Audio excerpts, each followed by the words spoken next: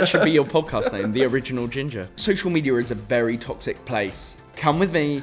Oh my God. I hate ball bonds. And the comments went mad. Right, I'm leaving. That's outrageous behaviour. Today I'm joined by Sam. Thank you for coming on, Sam. And I'm just fascinated by your journey. By my journey of tea. Your journey of tea.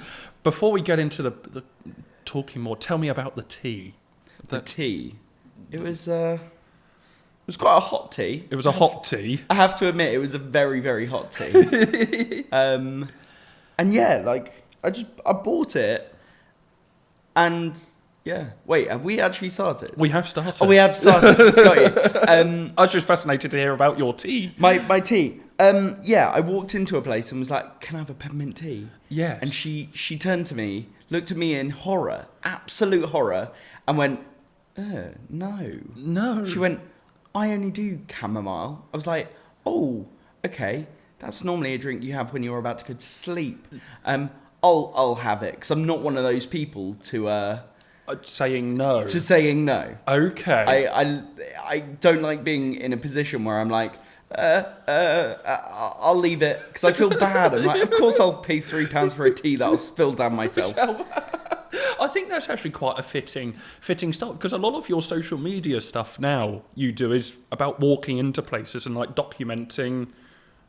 Tell me, you sort of kind of go in and document, or sort of like I think journey of Sam? Yeah, it's kind of like, I think my fascination with London is it's like forever changing. Yes. Like there's always something happening. There's always something opening, or like an event, or something just like historical. Okay. Like the changing of the guards happens like every other month. Is it every other? Who knows? Yes. But that's the sort of thing that I'm fascinated by, that people abroad who might not be able to get over to London, I hope I can bring that little bit of charm of London and show just the things that as a tourist you might not know about straight away. Yes, I follow kind of almost that kind of hidden part of London. You've got Buckingham Palace, you've got Big Ben, the Houses of Parliament. I'm now just trying to think of like the other main key from your experience. Like, what are like the main? If someone's coming into London, what places do they normally see? Kind of like Big Ben, Tower Bridge. Yes. London Houses of Parliament. The West End. Trafalgar Square. Yes. St James's Park is really nice. I guess that links into Buckingham Palace as well. Okay. Where is St James's Park? St James's Park. So if you're looking out from Buckingham Palace, it's that massive park literally to the right of it. Yes, I know the park. Yes, it's got they've got pelicans, which are just they've got pelicans. It's the best fact. It's the best fact ever. I didn't know St James's Park had pelicans. Yeah, they've got pelicans. I think I might have to go and check that out. So you've kind of gone from kind of people, or like the main parts people visit in London. You get enjoyment from like showcasing the bits. Yeah, kind of aren't there, or I think that it started like my first video was secret parts of London you probably didn't know about, and then suddenly it kind of blew up. I was like, I didn't expect it in the slightest. Yes, and it was something that I was like, coming out of lockdown, what am I fascinated by? What is literally there that I can do that's easy, simple, and just sustainable, so that I'm not just thinking of ideas? Yes. So I was like, oh, maybe comedy. And then suddenly I was walking through London and someone sent me a Instagram message being like, you should check out this thing on Vauxhall Bridge. Okay. And I was like, didn't know about this. So I was like, why don't I just come back after a year away from the app? Yes. By doing this video on this that people I don't think know about. And it's basically the statues on the side of Vauxhall Bridge are like holding really intricate, like, I guess mini replicas of buildings. Really? So like on one of them is Simples, like a perfect replica. Like tiny, obviously. Tiny, yes. In its hand. And you can, like, if you look over the edge, you can see it. And then the other one's holding something else. And I think there's 4 of them on the bridge, and they're all holding something different. Okay. Which I just think is fascinating. When I've walked over that bridge probably 1,000 times. Yes. And every single time I've never noticed it. And now I'm just like looking over the edge. And when someone looks over the edge, I always tell them. So like if they're looking over the edge to look at the river, I'm like, oh, if you just look that way, you can see like it's those little things that I love and that other people love as well. Yeah, it's sort of kind of once you point it out to someone, so you just if you see someone looking over the bridge, might not even know who they are. You just go. I'll just be like, hello, just have a look at the statue. Because it is like, I think the unknown is quite scary for people. Okay. But then once you actually know what is there, London becomes a lot less scary when you know things like that. I follow. That makes sense. And is that kind of like with the videos you do of like travelling around or going to different places? Is kind of you're making it. But are you ever surprised? You might make a video of somewhere that you might have walked past. Oh, loads of times. You just never knew that little alleyway existed. Or... Oh, 100%. Like constantly, like learning about history. I'll literally look at like things to do in London, and there will be like hundreds of things a day. Like that people have gone to do. Like after this, I'm going to go to Westfield because they've put up a Pokemon plush Christmas tree. A Pokemon plush Christmas tree, and it's huge. And it's there for like a week. Okay. And that's the sort of stuff that I love, that just kind of pops up and goes. It pops up, goes. Yeah. Yeah, London's quite a fascinating city like that. Thinking about it, you kind of got the history and kind of, as you say, it's always changing. It's so busy.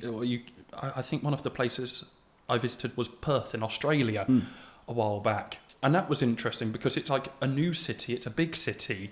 But come 5 o'clock, everyone's gone home, and there's like nothing to do. Yeah, but London never sleeps. London never sleeps, and there's like, the other day, someone was like, "Oh, have you been to Duck and Waffle?" And I was like, "I've never been, but the one in Bank is open 24 hours, so you can go at like 3 o'clock in the morning, and it's always sold out." And I'm like, who goes at 3 o'clock in the morning to Duck and Waffle at the top of a skyscraper in London?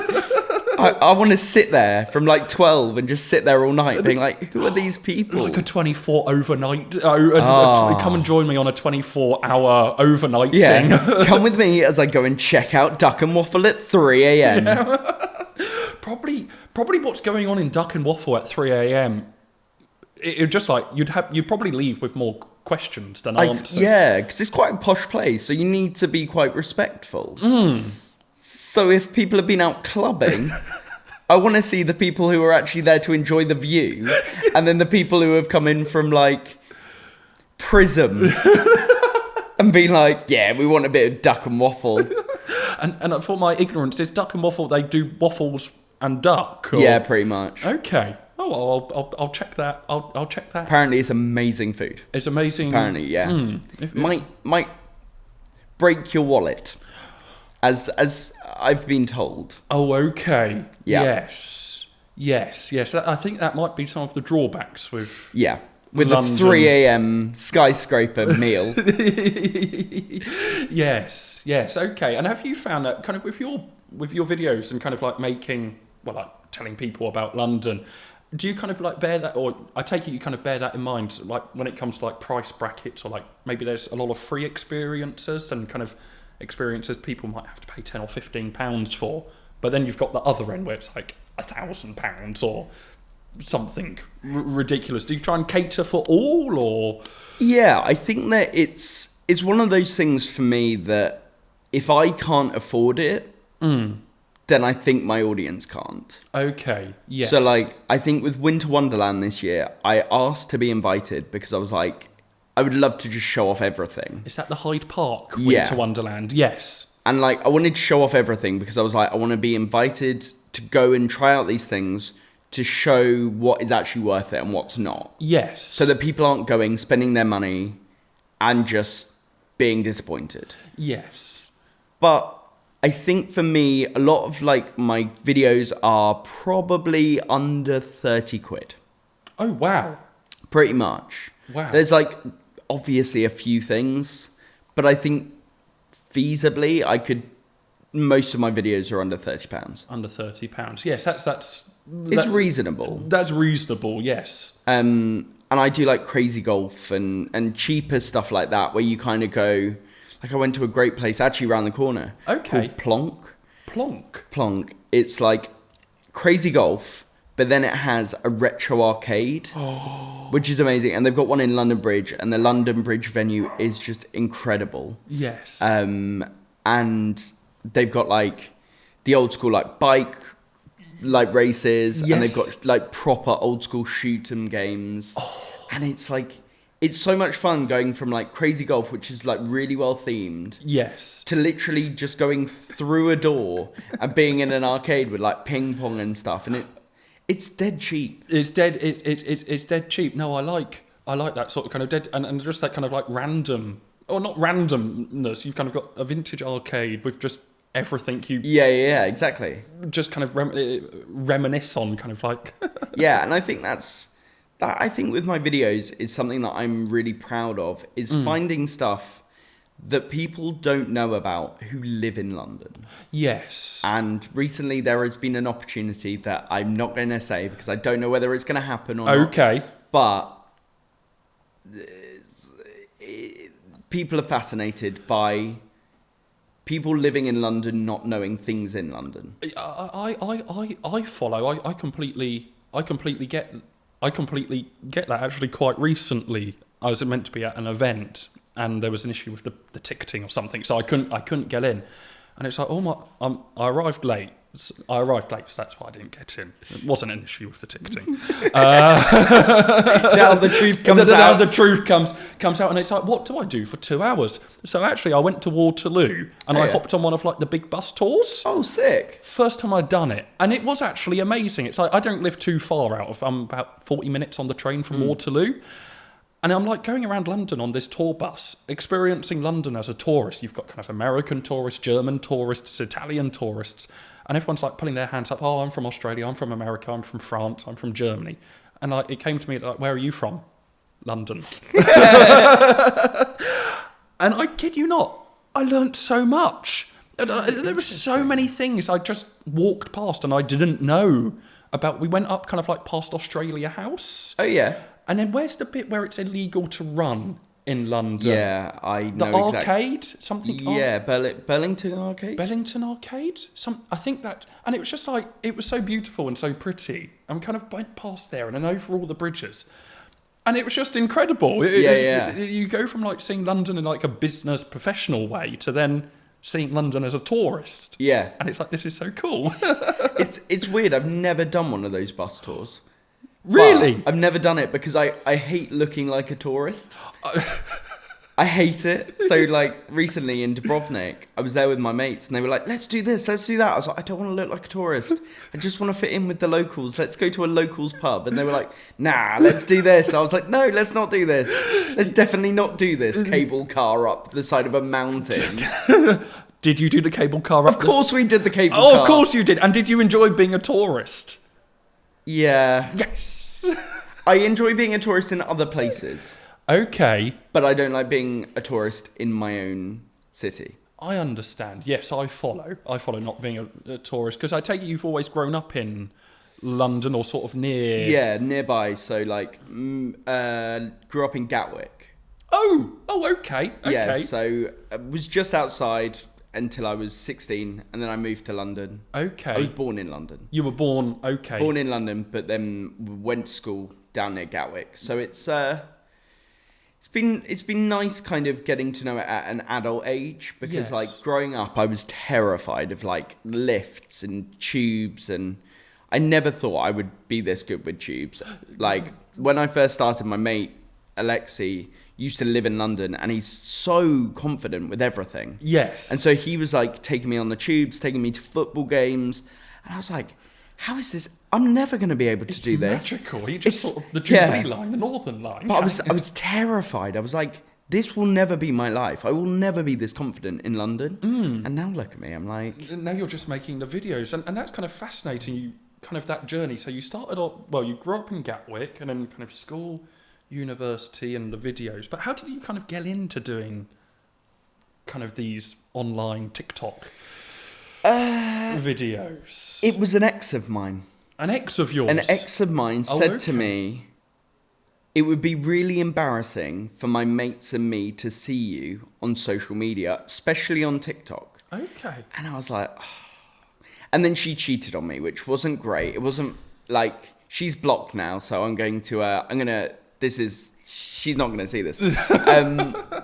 But she really dented my confidence in social media.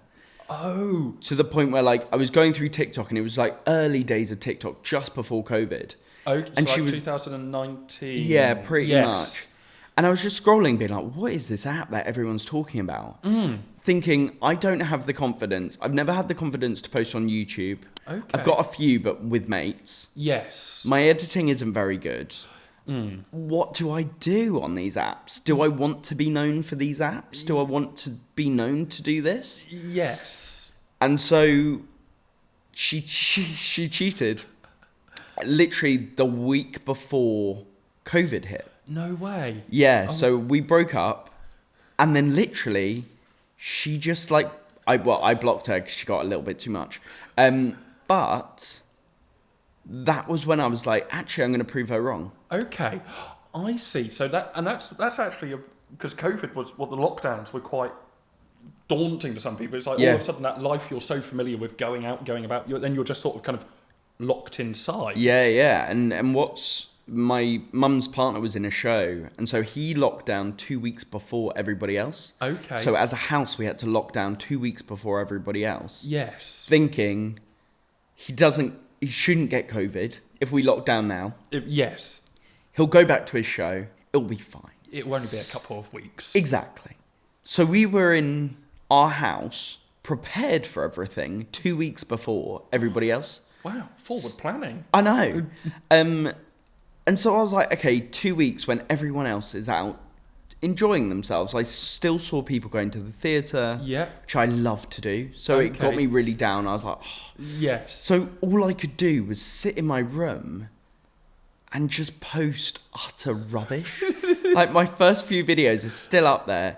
It's me lip syncing, thinking that's how I'm going to make my name on social. The Eurovision. Oh my God, you I did my research, Sam. Oh, you've really gone back. I need to delete those videos. They're on 60,000 views. Too many. Too many. That's 60,000 people have watched. If you get 60,000 people in a room, that's a lot of people. That's like 3 times the O2, which is terrifying to me. Yes. But yeah, I just started doing them with my mum and with my grandma, and I think it's kind of what we all needed without actually knowing it. Yes, it was like that structure almost. Yeah, and it was like we were so broken. Like, me, my mum and my grandma have a really close bond. And for us all to be broken up. Yes. And in different places. Oh, okay. Yes. Hurt really badly. And we were all really getting on each other's nerves. And it was a really tricky time, as you know. Like, yes. So I was like, what is the connection we can have? And I was like, let's just do TikTok. I love that. Let's do, like, it was kind of just feeded in every day. I was like, right, what do I do next? And I did some really bad comedy. And in lockdown, I did some really bad comedy. And it kind of just started growing. And it was really nice that we could all kind of go on this journey together. Okay, so those were videos with your grandma, your mum. Grandma and my mum. Yes, and yourself. Yeah. Yes.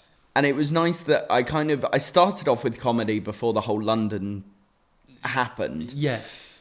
And it just, like, I didn't know anybody. Like, I literally would sit in my room going live for 5 hours. Wow. To, like, 1,000 people. Yes. Sitting there, getting to know complete strangers who now I would call friends, who now I've met, who I trust. Yes.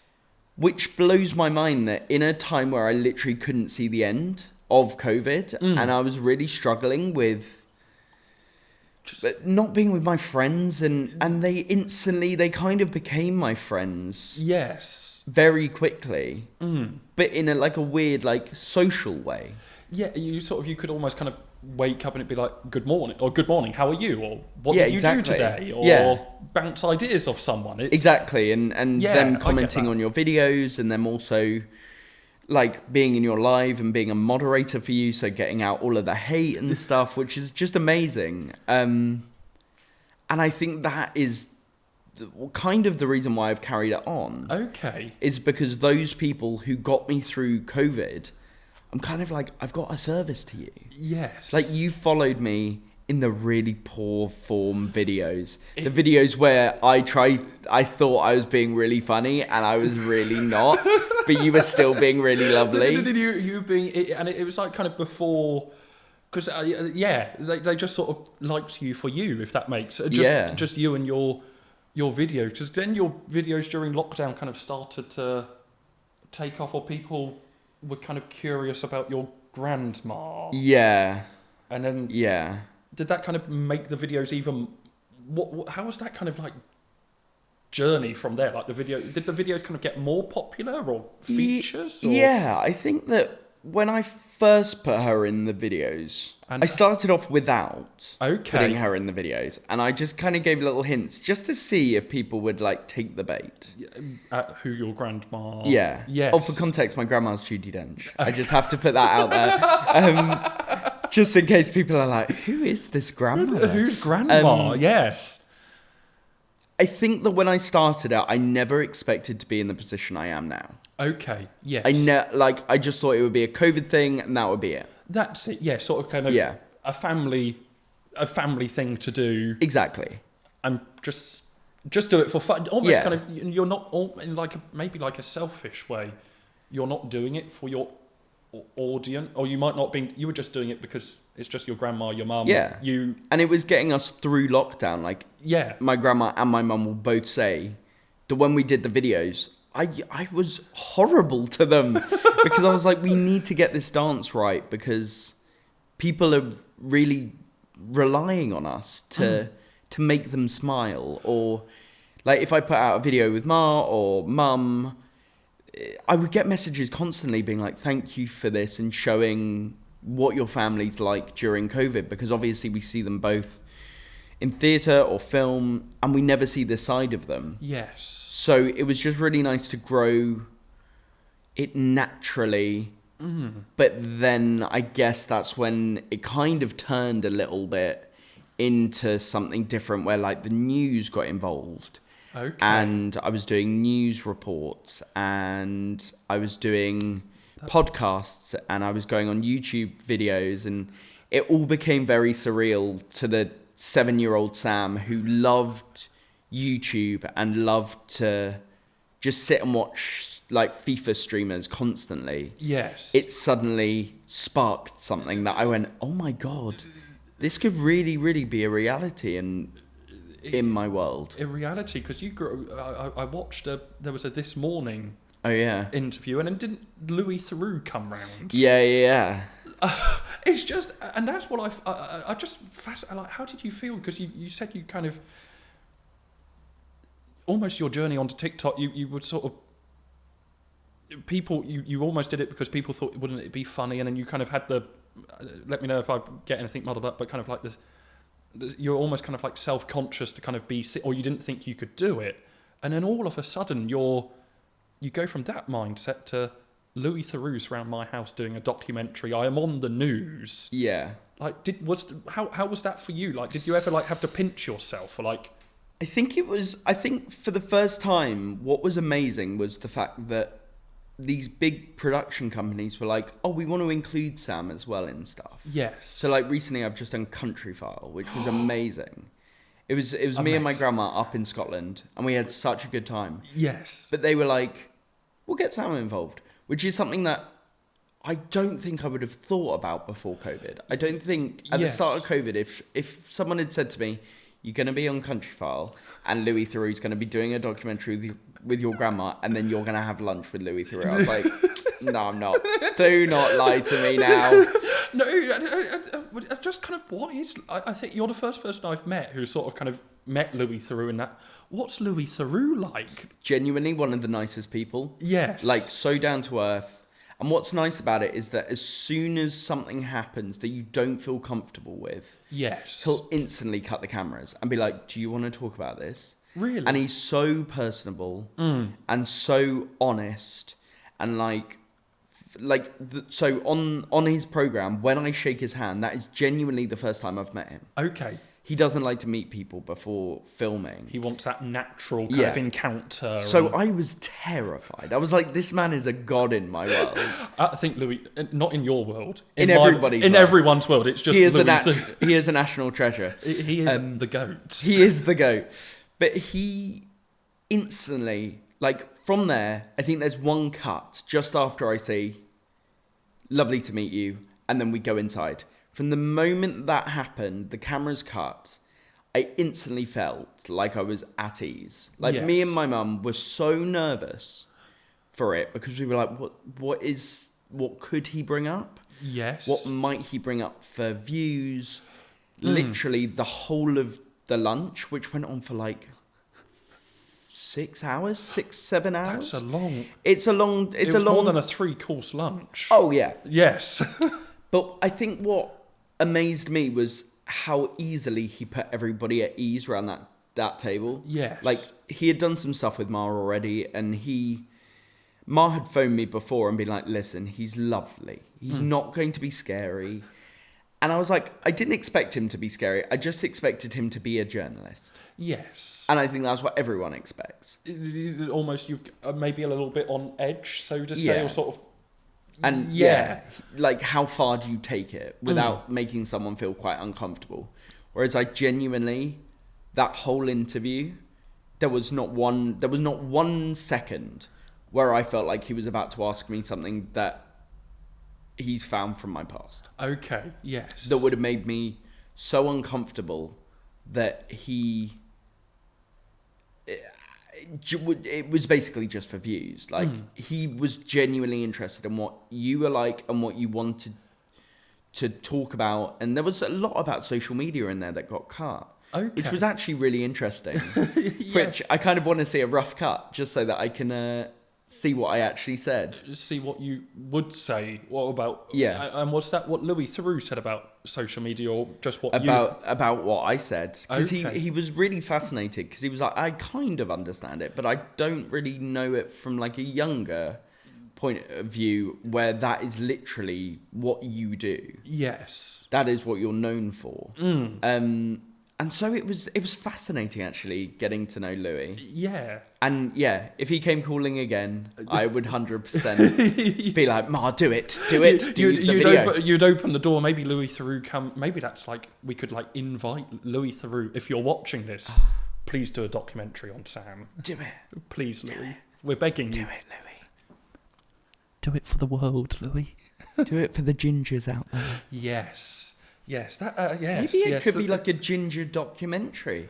That could be actually documentary about gingers, and then you can bring in the hate and the bullying and everything. It would be Louis Theroux, do this. We copyrighted it. Yes. Martin and Sam have copyrighted it on the 24th of November 2023. We need the time in there. 24th. 9:45, 36, 37. Okay. Yeah, that's actually. I think you might have just touched on something quite interesting there with the gingers. I take it you grew up with your luscious red hair, the same as myself. On your videos, do you ever kind of like suffer from like, or not bullying, but like stupid comments, or is I get a lot of the Ed Sheeran comments, which I'm not mad at, because obviously those my tattoos. Okay. I love Ed Sheeran. He's my idol. I think he's great, and I think what he believes in is amazing. Yes. But I grew up incredibly bullied. Oh Christ. Which is like, I think every ginger has had it at some point. Yes. And I think it's kind of although it shouldn't happen, it's a really important life lesson, because like when I was growing up, it was like kind of frowned upon to be ginger. Yes, it was. It was. It was. Yes. And then Harry Potter came out, Rupert Grint, and gingers suddenly became like this. Yes. And then Ed Sheeran came out, and it was like, oh, well, gingers are cool now. Yes. And people started like dyeing their hair ginger, and you go, no. You're born with this colour. You do not dye your hair. That's it. We're technically OGs. Yeah, we are the OG gingers. The original gingers. The original. We are just OGs. That should be your podcast name, The Original Ginger. The Original Ginger Podcast. Yeah. I love that, Sam. Yes, okay. But yeah, I think social media is a very toxic place, and I think it allows people to say what they want. Yes. And I think in lockdown, that's something that I really struggled with getting my head around, was how do I deal with this hate when I can't go outside and just do something that will take my mind off it. Yes.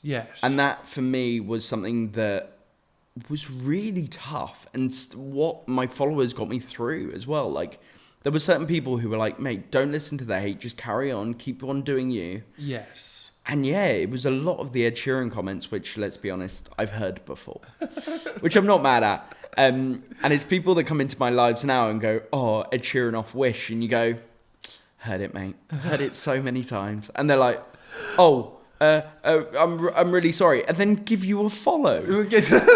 And you're like, yes, an extra follower, yes. I won't follow you back. Yeah, It's not sub for sub. Sub for sub. Gotta just carry it on. But yeah, I think that the one thing for me that I found in lockdown was that the hate was so much that I would have hated to be younger. Yes. And not have the outlet of my family and my friends and having those Zooms. I would have hated not to have those. And I can only imagine like younger people who suddenly became really big on the app who didn't have those Zooms and didn't have that debrief after a live where you just go and sit and chill and it's constant. It's kind of almost you kind of gain that perspective of yeah, kind exactly. Of being, and do you ever kind of in the social media circles now, do you kind of like try and pass that advice on to people? Or yeah, I try. A lot of parents come to me because they go, I don't know what social media is. I don't know what TikTok is. Yes. But my son or daughter is on it. And I go, the one thing is keep their account on private. They're gonna hate you for it because they're not gonna gain views. Okay. It's just if they're making videos. If they're making views and they're under 10, 12. Oh, years old? Yeah. Okay, yes. Keep it on private because I think that it's a very dangerous world out there. And I think anyone can comment. I've had an issue where I had someone impersonating somebody else and I had to block them and get lawyers involved, and it became very, very dodgy. Yes. But it's so easy to get caught up in something and get caught up in if someone like shows you a lot of attention on socials. Yes. It's very easy to get swept up. And especially if you're kind of like at a young personable 100%. Maybe not seen in the world, but a lot of people, as you kind of 10, 12 years, a great proportion of their lives being made up of COVID or being 100%. Locked inside for 3. Yeah. And you kind of, how do you go from like having, I don't know, a couple of 100,000 followers or views on a video in your bedroom, so to say, to then actually kind of going in the big bad world. Yeah. And then kind of navigating the world where people, there's an interesting... It's really tricky, I think, for youngsters, I think, on the app. Yes. To kind of deal with that hate. Like, when I had the issue with said person... Yeah. Don't go into anything. The one thought I had wasn't about me. It was about... I just thought of people who didn't have the connections I did in that moment. Yes. And those people not stopping until they've literally ended you and your career on TikTok. Yes. And I think that's what's really important for me, is trying to get that message across of not everyone is who they seem online. Okay. Unless you meet them in person and you kind of get a gist of them. Yes. Or you maybe have a FaceTime with them or something. You never know who's behind that account. Okay. You never know kind of their intentions. Yes. Or if they don't make videos, what they look like. Mm-hmm. And so that's why I say to parents, don't get them to come off private until a good age where they can understand roughly what's going on. Yes. Okay, so that would be kind of the number one. Yeah. Number one advice is kind of keep accounts on private until you sort of kind of understand what you're doing. And I take it with number two, would it kind of just kind of carry what that's number one. What would number two advice be? Kind of don't put anything silly up online. Okay. Yes. Because there's been 2 videos that I've taken down that I thought were really good content, and it just didn't work. Yes. And like for my content, a lot of people send me hate actually about. They go, all of your stuff's positive. Why is it always positive? There has to be something negative in there. And I'm like, but does there? Because if I've gone and enjoyed something, there's probably 3-4 things a week that I turn down. Oh, because I'm like, I don't think it would look good on my channel. I don't think it would fit on my channel. Yeah. And I think all of my videos, because they made people smile in lockdown, and I kind of wanted to carry that on to make people smile, to make people hear the first 3 words I say is, come with me in the exact same way every time. Come with me. Yes. Come with me. And so like going through my videos, I'm like, come with me, come with me, I'm like, oh my God. It's come with me, or do you know? Do you know? Did you know? Did you? I like that actually. They say like the first like opening sentence. Yeah, so you know instantly who the person is. Yes. And yeah, our mutual friend Morgan taught me a really valuable lesson. He was like, get a catchphrase or get something in your video that everyone recognizes. Okay. So in my videos, I always start with the location. Yes. And I always start with come with me or did you know? Did you know? I like that. So that would be kind of a key advice for someone wanting to make social media content. Yeah. That would kind of be your advice. Start it with something that is recognizable or uplifting, because I think videos can be, coming back to the point, I think there are youngsters who don't really know what they're posting or what they're dancing to or what their dancing implies. Yes. And I think that's really important for parents to kind of be on TikTok and make sure that they know roughly what is going on in the world, because I think there are kids out there currently who aren't on private accounts who are posting stuff, getting like thousands of likes, and you go, who's liking this? If they're like youngsters, the youngsters don't know what they're posting. They just post it because they go, oh, I might get some cool views and it might be really cool in the playground. Yes. But I think that my second tip would be, don't post anything. Just think about it before you post it. Okay, yeah. Number 1, keep it on private. 2, or yes, kind of just be mindful. Mindful of your content, because I think there are accounts out there who kind of have shut down places in London because of their reviews. Okay. It's really bad. And this is one thing. I've probably got 20 videos, 20, 30 videos that will never go out. Okay. Because I think that if I don't go to this place and have a nice time, my followers won't. No, that's interesting. You're sort of kind of being mindful. That's interesting. You touched on. That's interesting what you've just mentioned. It's sort of kind of if you've got kind of nothing good to say, maybe just don't say it. Just don't say it.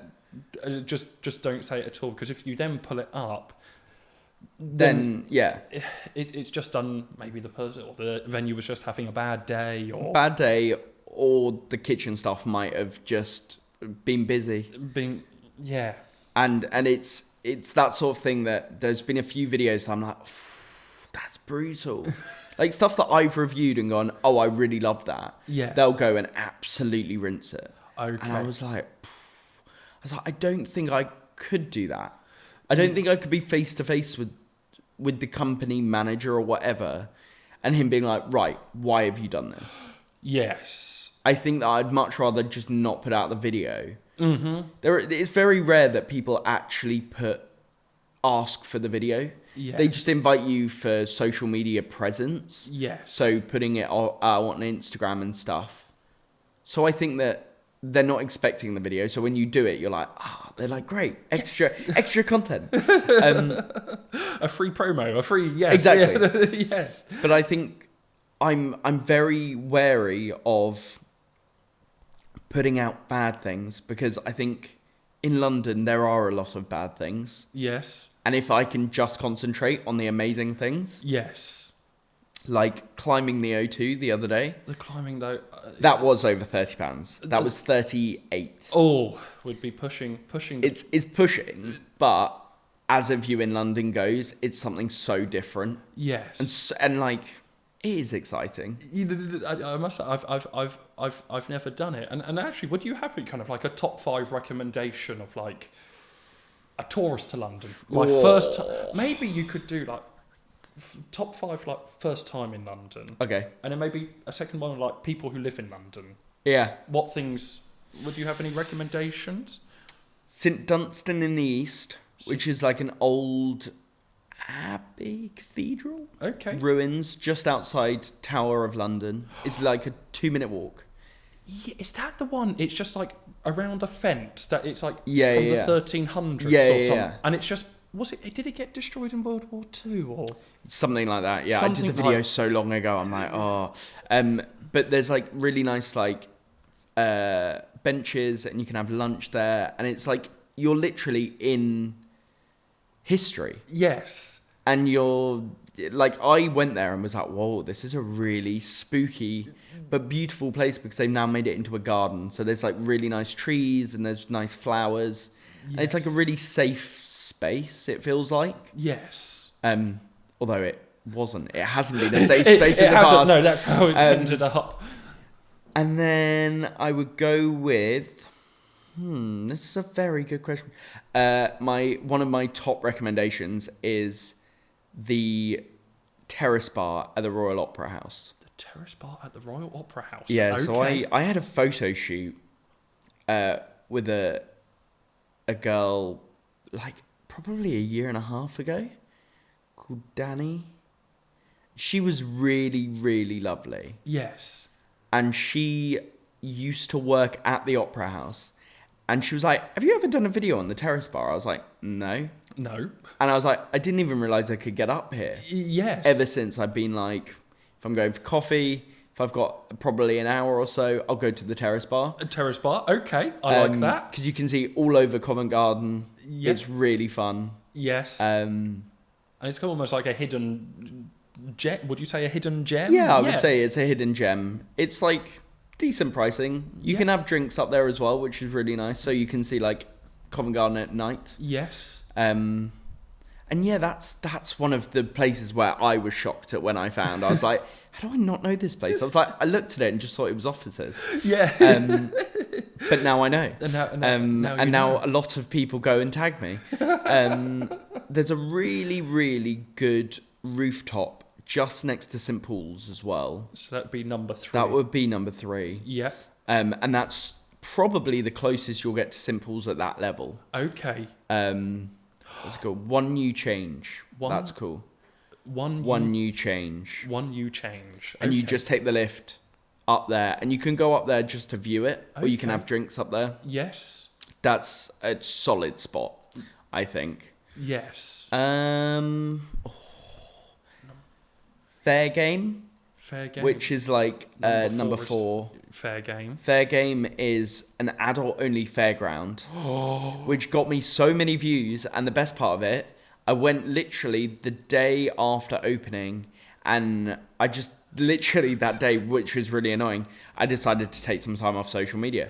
So I took like 3 months off social media. People were posting about it. People were like loving it. I put out my video, 1.2 million views. 1.2 million views after 3 months of videos. And it's like one of my highest viewed videos on my account. Oh, it's so annoying. But I love it because I just remember having really good memories there. So, and is that just kind of with the whole fairground experience, or just having fun, almost like just being a child? Yeah, again, it's kind of just being a child. There's like a sweet like stall, and their cocktails are really silly. Like there's an old-fashioned, it's a popcorn old-fashioned, so it's got popcorn syrup in it, so it's quite sweet. Yes. But it's got a mini box of popcorn on the side of it. Okay. And there's one with like a load of candy floss, and it kind of, it reminds you of childhood so much. But no annoying kids. No annoying kids, but annoying adults. Oh, oh no. it's the drunken adults. That's the difference. The Hindus. Exactly. Oh. But that sells out a lot. Yes. So it's better to go earlier in the day. Mm-hmm. So that you've got the whole place to yourself. Yes. And you get 2 rounds on each game. There's like leaderboards and stuff that you can do. You can win a Fairgame bear if you get a high score on something. And that is what I love about it, is that you can go and just have fun and not really think about it. And it's cheap. It's £15 per person. Oh, for just the £15? £15 to go and play the games. Okay. And then they've got like food stalls and stuff. They've got a really nice outside area for the summer, and it's brilliant. It's really fun. Love that. That's number 4, and then number 5. Maybe something like adventure. Well, I say we've got the bars, we've got the fun fairground. There's a really good. This is really bad because I can't remember the name of it. Oh, there's a really good handmade arcade in Holborn. Okay. 5-minute walk from Holborn. That's gonna really annoy me. We can come back. we can find it. If you think, okay, a handmade arcade. And it's made by this guy who used to create arcade machines for somewhere like Blackpool. Okay.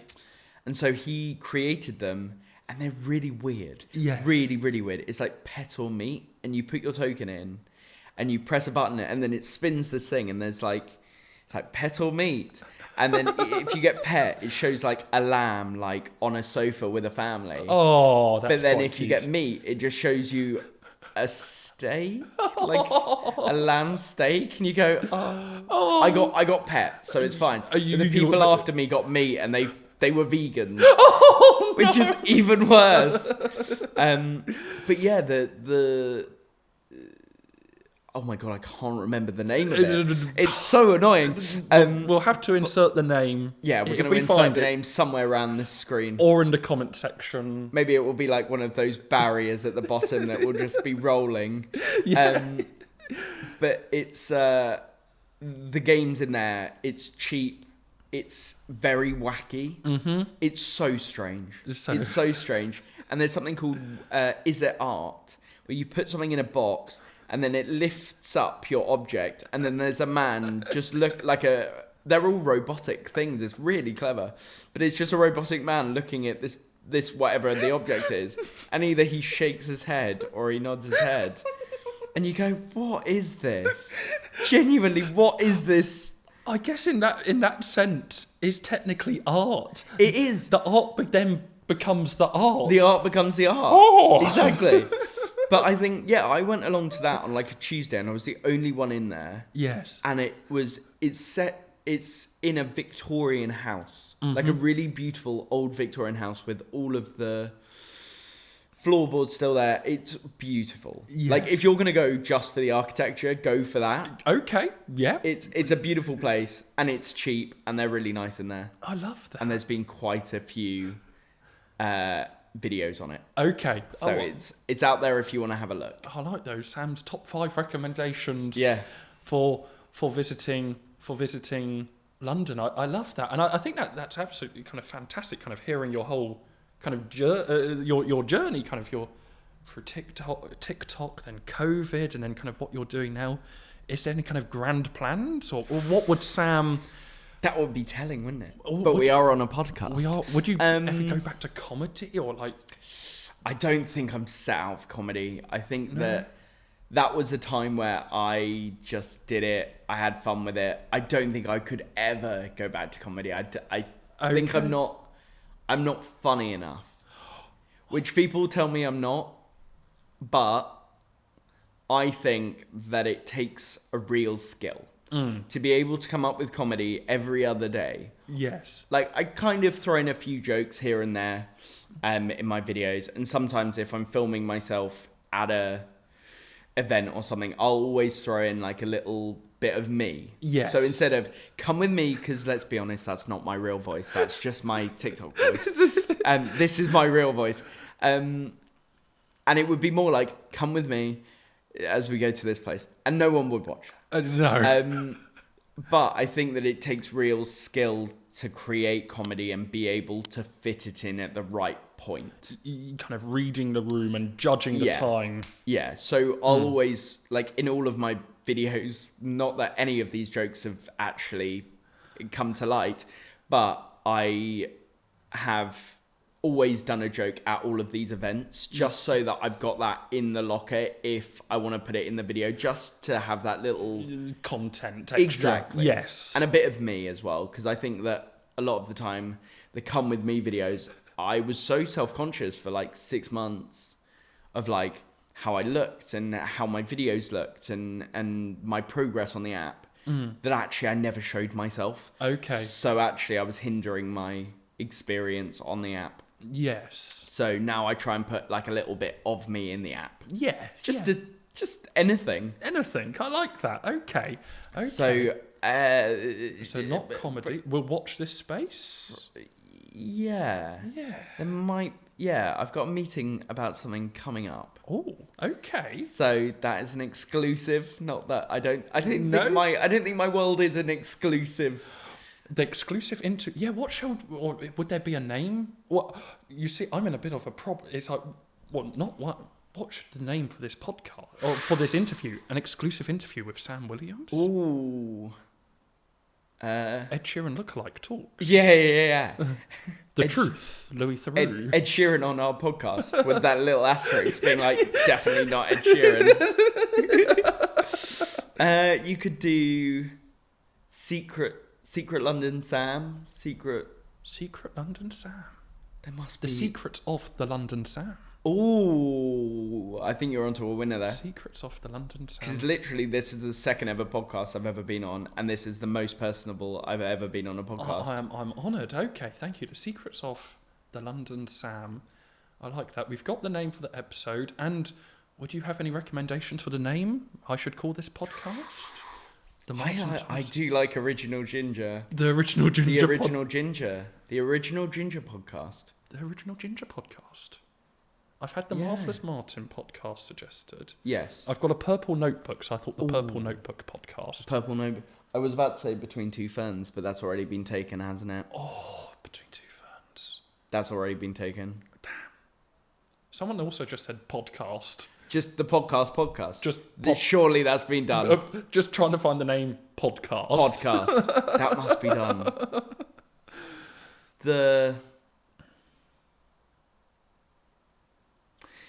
There's that film, isn't there? The Imaginary Life of... It's with Ben Stiller. Yeah. Call it the, like... I don't know. This is so tricky. It's, yes. My mind is going mad. It will be the ending sentence for this podcast. I do quite like The Original Ginger. The Original Ginger podcast. I think that is very good. Okay. I'll look into it. I'll see if that's the Instagram names are available and the TikTok names. The Original Ginger podcast coming soon. The Original Ginger podcast coming soon. And I think on that note, thank you so much for coming on, Sam. Thank you for having me. This has been so much fun. It's been so much fun. And I'll let you enjoy your day. Thank you. That was so much fun. It was. I think that was the best one so far. Thank you so much. Mate, you were great at that. I genuinely, like, loads of people are like, do a podcast. And I'm like, I can't. No. I can't. Like, I did a film, whatever you call it, when you go and sit. The junket. Yeah. Yeah. I've done 2 of those. I did one in my house, and I did one in person. The one in person I was so nervous for, I completely fucked it up. Oh, okay. Completely. And I was like, oh, fucking hell. Like, also, the worst part is, so it was, what was it? It was for bros. Oh, bro! I loved Bros. The first gay rom-com. It was really good. Oh my gosh, that would be my number one film recommendation. It was so good. But what was really annoying is I saw the film and then the junket was like 3 weeks later. Yes. And I was like, oh, that's so annoying. Anyway, it was with the director and I had never done it in person. So I walked in and I just remember walking in thinking, it's going to be me and him, maybe the guy behind the camera. There were 9 people in this room.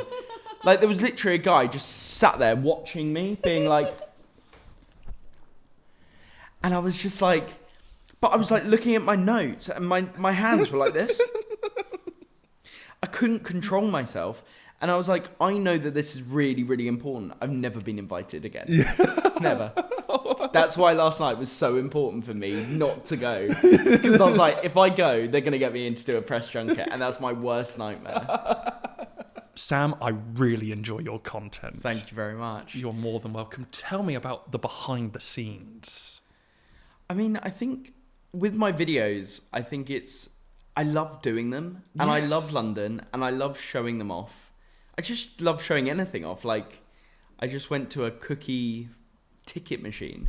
They just gave me cookies. And it's stuff like, it's the juicy stuff like that you go, might not get the views, but oh my God, I'm going to have fun doing it. I might not get the views, but I've got cookies. I've got all the cookies. And like, going to the Muller Corner one yesterday, the pop-up, I was like, I turned up and I was like, this might get views, but it's such a quick pop-up, it probably won't because people won't see it. And then I was like, but I'm still going to have a sick time. Yes, I love that. I think that was a brilliant pickup. And also the free cookies. Yeah, exactly. Oh, Lord. That was in shot with the... No. Well, people will comment on that and then that will push. This is the thing. This is what Morgan said to me the other day. I said something and it was wrong. And he went, no, keep it in. I was like, no, it's a really important... It was the Robbie Williams video. And it literally said, Robbie Williams, raw, real, honest. And I said, celebrating his new documentary, Robbie Williams, raw, honest, real. The director got in contact and was like, it's not called raw, honest, real. I'm like, then don't put it as a title. Don't put it underneath. Just don't.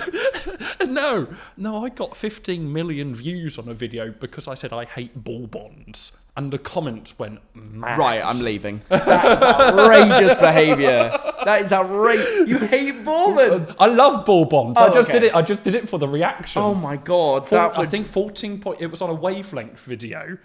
And it was like the number one. It's like number one is bad. And it was, I can't remember. So I said I hate ball bonds. And it 14.1 million views later. That is mental. Crazy. Hey Sam, thank you so much for joining me on the podcast today. Thank you for having me on. This is very exciting. Yes.